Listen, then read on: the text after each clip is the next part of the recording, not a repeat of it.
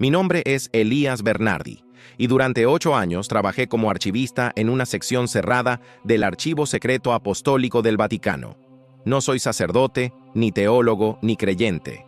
Vengo de una familia de médicos y científicos, gente pragmática, escéptica, que cree en lo tangible y huye de lo inexplicable. Me especialicé en paleografía y lenguas muertas, y lo mío siempre fueron los documentos, no las oraciones. Cuando el Vaticano me ofreció el puesto, lo acepté por razones prácticas. Sueldo estable, acceso a uno de los archivos más restringidos del mundo, anonimato absoluto. Pensé que sería un trabajo silencioso, pero nunca imaginé que ese silencio también me escuchaba. El segundo subnivel del archivo no tiene ventanas ni relojes, tampoco señal de celular. Todo está hecho de piedra antigua y humedad constante.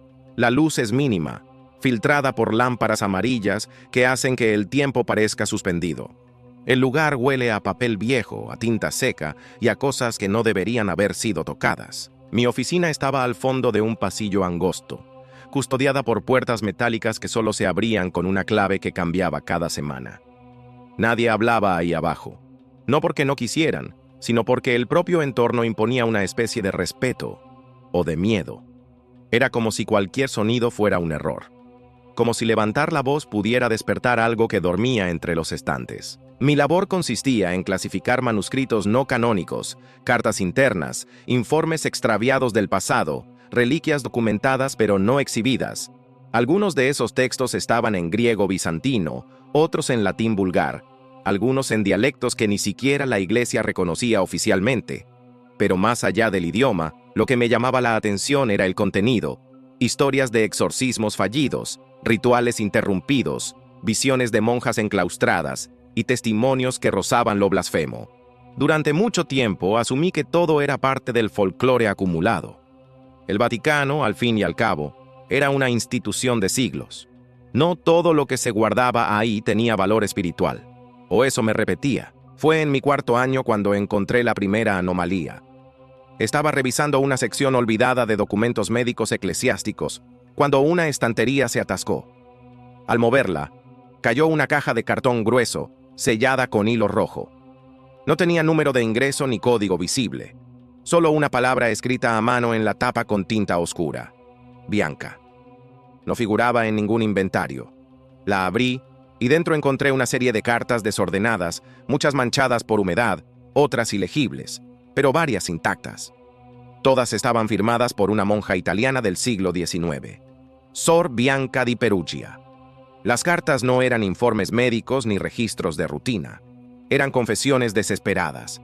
Sor Bianca hablaba de una figura femenina que se aparecía en sueños. No tenía rostro. No se movía. Pero estaba allí, siempre al borde de la cama, observando sin ojos. Algunas veces decía escuchar un rezo dentro de su mente, como si alguien intentara hablarle desde dentro de su propio cuerpo. Afirmaba que la figura había comenzado a aparecer también durante el día, en los pasillos, reflejada en vidrios, en la sombra de las velas. Escribía que otras hermanas la habían visto, que algunas se arrancaron la lengua, que otras simplemente dejaron de hablar. En una carta mencionaba algo llamado la Virgen Muda, una estatua que, según ella, había sido enterrada bajo la capilla del convento. No era venerada, era contenida. Entre los documentos encontré una fotografía antigua, sepia, mal conservada. Mostraba una pequeña capilla de piedra con un altar sencillo y bancos vacíos. Pero en el centro había una figura, una estatua de más de 2 metros de alto, una virgen, pero no como las que uno ve en las iglesias. Estaba tallada en madera negra, con el rostro cubierto por un velo de piedra blanca. Las manos en oración, pero mal ensambladas, torcidas hacia adentro. No tenía boca. Donde debía estar, solo había mármol liso. Su expresión era sumisión absoluta, dolor eterno, algo que nunca debía hablar. Guardé la caja. No la reporté. No sé por qué. Quizás una mezcla de miedo y fascinación. Pensé en enviarla al área de restauración o a los curadores, pero algo me detuvo. Esa noche, al cerrar el turno, tomé el pasillo alterno para salir del archivo. Ese camino pasaba por una capilla olvidada, sellada desde hacía décadas. Siempre estaba cerrada, siempre. Pero esa noche, la puerta estaba entreabierta. La reconocí. Era la misma capilla que aparecía en la foto. Entré. El aire era denso, más frío que el resto del archivo. Las luces de emergencia parpadeaban en rojo. En el centro del altar, justo donde debía estar, estaba la Virgen. La misma estatua, altísima, oscura, inmóvil. No había registro de su existencia. Nadie más la mencionaba. No debía estar ahí, pero ahí estaba. Y no estaba sola. La sentí antes de verla. No era presencia, era peso. Una presión invisible sobre el pecho. Como si al mirarla, uno cargara con un secreto que nunca pidió. Me acerqué. La superficie del velo no reflejaba luz, la absorbía. Las grietas de la madera estaban cubiertas por una sustancia oscura, casi resina. Las manos estaban más torcidas que en la foto. Y aunque no tenía rostro, tenía intención. No te miraba, pero te señalaba. No tenía boca, pero te ordenaba callar. Regresé a mi oficina sin saber cómo. Pasé la noche en vela. Al día siguiente, en el bolsillo de mi chaqueta, encontré un papel que no estaba antes, doblado cuidadosamente. Una sola frase escrita con letra antigua. Calla, o la abrirán. Desde el día en que encontré la nota, todo cambió. Lo que antes era rutina, el silencio pesado, el olor a humedad, el rechinar metálico de los estantes, se volvió amenazante. Comencé a notar detalles que antes me parecían irrelevantes. Las luces parpadeaban más a menudo cerca de la capilla sellada. Los pasillos se sentían más largos. A veces, al caminar de regreso a mi escritorio, tenía la sensación de que mis pasos no eran los únicos. Y aunque nunca escuchaba otra pisada, el aire tras de mí parecía moverse distinto, como si alguien, o algo, se detuviera cada vez que yo lo hacía. Decidí hablar con un colega de confianza, uno de los restauradores antiguos, ya cercano a la jubilación. Le describí la estatua, cuidadosamente, sin mencionar la caja ni la nota.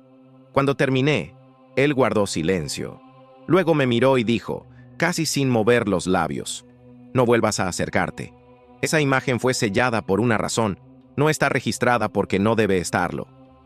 Le pregunté qué sabía, pero solo añadió, «No hay que darle voz a lo que fue hecho para callar». Fue la primera advertencia directa. No sería la última. Esa noche, al revisar mi mochila antes de salir del trabajo, encontré algo que no recordaba haber empacado. Era una hoja doblada, amarillenta, que no tenía ninguna marca de archivo. Era una carta. La letra era igual a la de Sor Bianca, pero no estaba en la caja que encontré. Decía, «A veces ella se mueve, pero no para caminar, no para ver. Se mueve por dentro, cambia el aire, cambia el rezo, cambia al que la mira. Por eso la sellaron, porque si alguna vez pronuncia su verdadero nombre, no será un sonido, será una grieta». Esa palabra, grieta, se me quedó grabada. Era como si insinuara que la voz de la Virgen no era un lenguaje, sino una ruptura, un corte entre lo que somos y lo que no deberíamos saber. Me encerré en mi apartamento y comencé a investigar. Utilicé el acceso restringido que tenía a ciertos documentos digitales del archivo.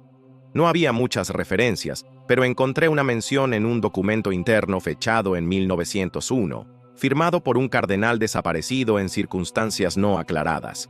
En él, hablaba de un culto del silencio perpetuo que operaba dentro de ciertas órdenes contemplativas y que veneraba no a la Virgen, sino a su ausencia, su no voz, su capacidad de observar sin ser vista, de escuchar sin oír. Decidí volver a grabar. Coloqué una grabadora más moderna en la capilla justo antes de terminar mi turno. Me fui temprano con la excusa de una migraña. Al día siguiente, cuando escuché el audio, el resultado fue devastador. Durante los primeros 30 minutos, todo parecía normal. Luego comenzó un murmullo casi imperceptible, como un aliento. Después, una frase clara, susurrada con voz femenina y antigua. «Calla, o me abrirán la boca». Tiré el dispositivo al suelo. Quise dejar el trabajo, pero sabía que si lo hacía perdería el acceso. Y había algo en mí que necesitaba entender.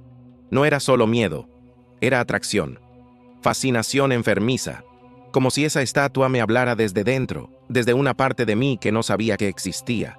Pasé las siguientes semanas leyendo todo lo que pudiera encontrar sobre cultos prohibidos, estatuas selladas y prácticas censuradas por la Iglesia. Fue así como encontré una pista que me llevó a una sala restringida del tercer subnivel, la sección 3S. Oficialmente, no existía. No estaba en el mapa del archivo, pero estaba ahí. Tras una puerta sellada con doble clave, marcada solo con una cruz invertida tallada en madera.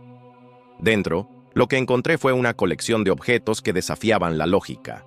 Reliquias no catalogadas, imágenes incompletas, cajas cerradas con cadenas y etiquetas que decían cosas como «no abrir durante la vigilia» o «vigilar sin tocar». En una esquina polvorienta, bajo una sábana blanca, encontré un retrato antiguo de la misma Virgen, pero esta vez tenía boca, tallada, abierta, no como en otras imágenes sagradas. Esta boca era una herida. No había lengua, solo oscuridad. Como si quien la esculpió no quisiera representar una expresión sino un abismo. Detrás del cuadro había una ficha escrita a mano. Procedente de Perugia. Orden de entierro papal. Solo mirar bajo penitencia. Y un nombre. La Virgen del Silencio Carmesí. A partir de ese día, mis sueños dejaron de ser solo pesadillas. Eran rituales. Me veía a mí mismo, vestido con túnicas antiguas, repitiendo frases que no entendía. Frente a mí, la estatua, más viva que nunca. No se movía, pero respiraba. El aire alrededor de ella se ondulaba, como si su presencia alterara la materia. Y lo peor, es que en los sueños yo también estaba mudo. Intentaba gritar, pero no salía nada. Solo un susurro interno que no era mío, pero salía de mi garganta. Una noche, desperté bañado en sudor, con la garganta cerrada. No podía hablar, ni una palabra. Solo aire. Estaba solo en el departamento, pero no lo sentía así. En el espejo del baño, noté algo que jamás podré olvidar. Por un instante, juraría haberme visto sin boca. Los días siguientes fueron un suplicio, no solo por el miedo, sino por la certeza de que algo dentro de mí ya había sido tocado. Mi voz regresó lentamente, pero distinta, como si cada palabra que pronunciaba costara más, como si el lenguaje mismo se resistiera a salir. En el trabajo, comencé a cometer errores. Mezclaba fechas, clasificaba documentos en secciones equivocadas, escribía frases que no recordaba haber pensado. Una vez, al revisar una hoja que yo mismo había tipeado, noté una línea escrita al margen con mi letra. El silencio es una forma de abrir puertas. No sabía qué significaba, pero sonaba correcto, como si no lo hubiera inventado, sino transcrito. Volví a la sección 13 en busca de respuestas. Esta vez, no me limité a mirar. Leí, investigué, crucé archivos, encontré informes escritos en dialecto eclesiástico medieval, donde se hablaba de objetos que no debían ser destruidos, sino aislados. Uno en particular captó mi atención, un manuscrito anónimo titulado El lenguaje de las cosas calladas. En él se explicaba que ciertos artefactos, si eran nombrados, se activaban, no por magia, sino por recuerdo, como si el acto de describirlos fuera también invocarlos. Uno de los apartados, rodeado por dibujos de bocas cosidas y sellos rotos, hacía mención a una figura femenina tallada en madera, sin rostro definido, pero con un poder asociado al concepto de la negación. Una virgen que no habla, pero que contiene todas las voces no dichas. Y si se la nombra, si se le reconoce, comienza a buscar una boca nueva. La idea era insoportable. ¿Y si cada palabra que yo escribía sobre ella la acercaba más? ¿Y si al pensarla, ya la estaba despertando? Comencé a aislarme. Dejé de ver a colegas. Evitaba los pasillos cercanos a la capilla, pero no servía de nada. Porque cada noche, al cerrar los ojos, ella estaba allí, más nítida, más presente. Ya no solo me observaba, hablaba, y su voz no tenía sonido. Era un pensamiento impuesto, un eco que entraba sin mi permiso. En uno de esos sueños, me mostró un documento sellado, escondido en una caja bajo el altar de la capilla. Decía que ahí estaba el origen, que debía leerlo, que al hacerlo entendería por qué fue traída de vuelta. Al día siguiente, no pude resistirme. Fui antes del amanecer. Entré a la capilla sellada, con una linterna y guantes. Bajo el altar, detrás de una losa suelta, encontré la caja. Estaba cubierta por una tela negra, y dentro, un rollo de pergamino y un medallón oxidado. El documento estaba escrito en latín eclesiástico antiguo, pero pude descifrarlo. Era una transcripción de un exorcismo fallido en la abadía de San Lorenzo en 1896. Un grupo de monjas había comenzado a experimentar lo que llamaban la voz sin lengua. Escuchaban rezos en los muros. Una figura aparecía en sus reflejos. La priora comenzó a escribir textos que no entendía. Finalmente, una hermana rompió el voto de silencio y gritó en pleno comedor: «Ella habla en quienes no la nombran». Fue entonces cuando comenzaron las autolesiones. El exorcista enviado no logró expulsar nada. Según el documento, lo que habitaba allí no era una entidad, sino un verbo. Una palabra viva, sellada en imagen.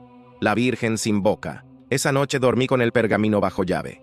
Pero no sirvió. Tuve el peor sueño hasta entonces. Yo estaba de pie frente a un espejo. Mi reflejo me hablaba. Pero no usaba mi voz. Era ella. Y detrás, la estatua, con la boca semiabierta, negra por dentro, como si el mármol estuviera a punto de ceder. Me desperté con la garganta cerrada. No podía emitir sonido. De nuevo, llamé a mi madre. Solo quería escuchar una voz familiar. Cuando contestó, le dije: «Hola», pero ella no respondió. Insistí: «¿Mamá?» Nada. Hasta que con voz entrecortada me dijo: «¿Quién eres?» «No escucho nada. Hay algo raro en la llamada. Se oye como si no tuvieras boca». Corté de inmediato. Empecé a notar que todas mis grabaciones estaban mudas. Mis mensajes de voz eran silencios. Mi reflejo, por momentos, no coincidía con mis movimientos. Una noche, al cruzar el pasillo que llevaba a los baños del archivo, vi mi silueta reflejada en una puerta de vidrio. Pero mi reflejo no caminaba conmigo. Estaba quieto, mirándome. Y entonces lo entendí. Ella no está encerrada en una estatua. Ella es la estatua. Y al recordarla, al nombrarla, al escribir sobre ella, la multiplicas. Después de esa noche dejé de dormir. Cada vez que cerraba los ojos sentía que no estaba solo. No era un sueño, era una transición. Como si el espacio entre la vigilia y el descanso fuera un umbral que ella había aprendido a cruzar. Me aferraba a lo racional, pero lo racional me había abandonado. Y entonces lo decidí. Iría una última vez a la capilla. No para grabar, ni para rezar. Iría a confrontarla, a entender qué quería de mí, porque aunque el miedo me corroía, había una pregunta que no podía ignorar. ¿Por qué yo? La capilla estaba completamente a oscuras. Llevaba conmigo una vela, por impulso, como si la luz artificial no fuera suficiente. Al entrar, la estatua parecía distinta. No en forma, sino en presencia, más pesada, más real. Me acerqué lentamente, la vela en mano. El aire era espeso, cargado. Y entonces ocurrió algo que hasta hoy me cuesta poner en palabras. La vela se apagó sola, y al instante sentí un aliento en mi oído. No era aire, era intención. Una frase resonó en mi cabeza, clara, sin idioma, sin boca. «Tu voz me pertenece ahora». Caí de rodillas. Intenté gritar, pero nada salió. Abrí la boca, pero solo se escuchó un leve chasquido, como de huesos al romperse. Sentí que algo dentro de mí se quebraba, una parte que no era física. Y entonces vi algo más. No estaba solo. A los lados de la capilla, en las sombras, había siluetas, no humanas del todo, contornos alargados, inmóviles, como si fueran personas atrapadas en piedra. Y todas, sin boca. Salí corriendo. No sé cómo logré cerrar la puerta detrás de mí, ni cómo llegué a casa, pero al amanecer, algo en mí ya no era el mismo. Intenté hablarle al espejo, y el reflejo no me respondió. Su boca no se movía, la mía sí, pero la imagen, no. Al día siguiente, pedí la renuncia. No quise explicaciones, no las necesitaban. Firmé el documento sin mirar a nadie a los ojos. Nadie hizo preguntas. Tal vez sabían, tal vez otros ya habían pasado por lo mismo. Me fui sin despedirme, y me prometí nunca más pisar un templo, nunca más acercarme a una imagen sagrada. Han pasado 6 años, vivo solo, lejos de iglesias, de monjas, de Biblias, pero el silencio, ese no se ha ido, porque en las noches cuando todo calla, cuando ni el refrigerador suena, cuando ni los perros ladran, cuando ni los sueños se atreven a llegar, escucho el murmullo, un rezo ahogado, una frase repetida sin boca. A veces es como si viniera de las paredes. Otras veces viene de mí. Intenté contárselo a un terapeuta. No me creyó. Me recomendó descansar. Pero cuando grabé una de nuestras sesiones para revisar después, descubrí que cada vez que hablaba sobre ella, el audio desaparecía. No había voz, solo mi imagen moviendo los labios. Sin sonido, sin pruebas. Y entonces me di cuenta. Esto no era un recuerdo, no era un trauma, era una herencia.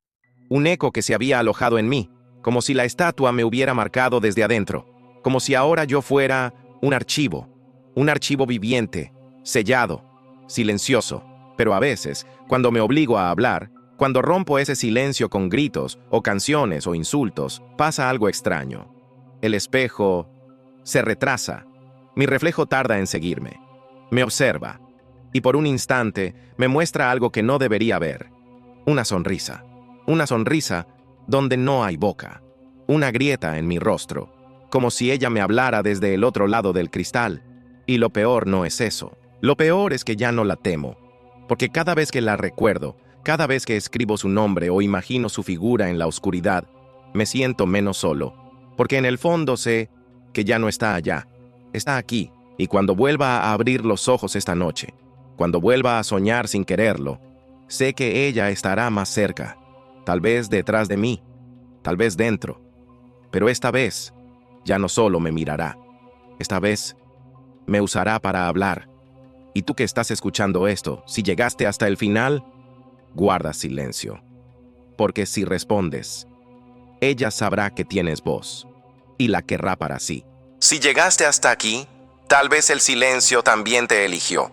Gracias por acompañarme en esta historia. Si quieres seguir explorando los secretos que el mundo prefiere callar, te invito a suscribirte al canal, dejar tu like y compartir en los comentarios lo que más te inquietó. Revisa los otros videos. Hay voces antiguas esperando ser escuchadas. Esto fue Silencio Torcido.